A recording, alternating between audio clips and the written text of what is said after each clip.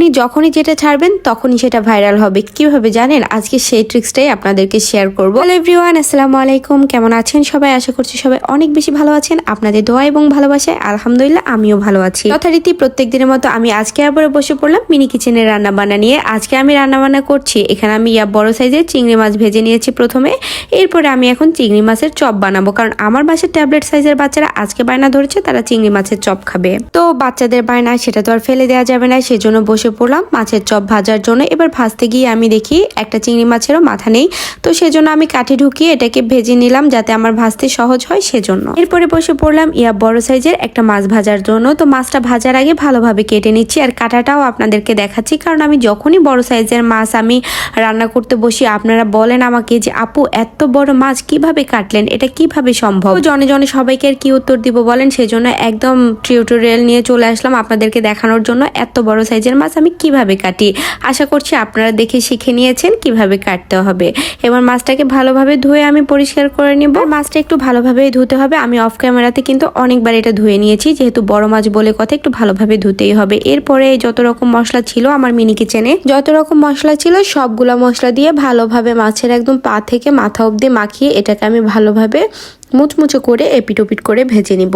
একসাথে আপনাদের দুইটা উপকার করে দিলাম। আপনারা শুধু বড় মাছ কাটা শিখতে চেয়েছেন, এদিকে আমি আপনাদেরকে ভাজাও শিখিয়ে দিলাম। যাই হোক, এবার মূল কথাতে আসি যে কি করলে আপনাদের প্রত্যেকটা ভিডিও বা পোস্ট সবকিছুই ভাইরাল হবে। সেটা হলো একমাত্র যদি আপনার পেজের এঙ্গেজমেন্ট হাই থাকে, তবেই আপনি যেটাই ছাড়বেন সেটাই কিন্তু ভাইরাল হবে। তো কি করতে হবে? আপনাদের সবার কিন্তু অন্যের ভিডিও দেখে ভালো ভালো গঠনমূলক কমেন্টস করতে হবে এবং বাকি কমেন্টসগুলোর পাশে রিয়াক্ট দিতে হবে।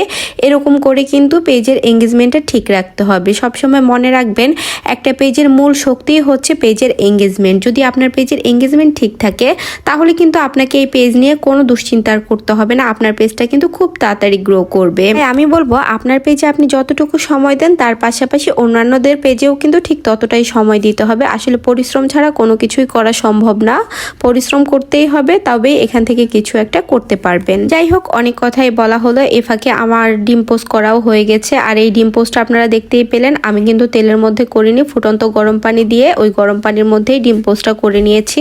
এই ডিমটা কিন্তু খুবই স্বাস্থ্যসম্মত। আপনারা চাইলে আপনাদের বাসার বাচ্চাদেরকেও কিন্তু এভাবেই ডিম পোস্ট করে খাওয়াতে পারেন। এরপরে বসে পড়লাম চুটকি পিঠা রান্না করার জন্য। এটাই কিন্তু হোমমেড না, এটা আমি বাইরে থেকে কিনে এনেছি। তবে খেতে কিন্তু খারাপ লাগেনি, ভালোই হয়েছে। হয়তো বা আমার রান্নার হাতের গুণটা এত ভালো সেজন্যই একটু বেশি মজা হয়েছে। যাই হোক, একটু মজা করে নিলাম। এই তো আমার কিউট কিউট হাঁড়ি পাতিলের সেটগুলোও একটু দেখে নিন। যারা যারা নিতে চান অবশ্যই কিন্তু ইনবক্সে নক দিবেন। যাই হোক, যারা এতক্ষণ পর্যন্ত ধৈর্য ধরে কষ্ট করে আমার ভিডিওটা দেখছেন তাদের সবাইকে অনেক অনেক ধন্যবাদ।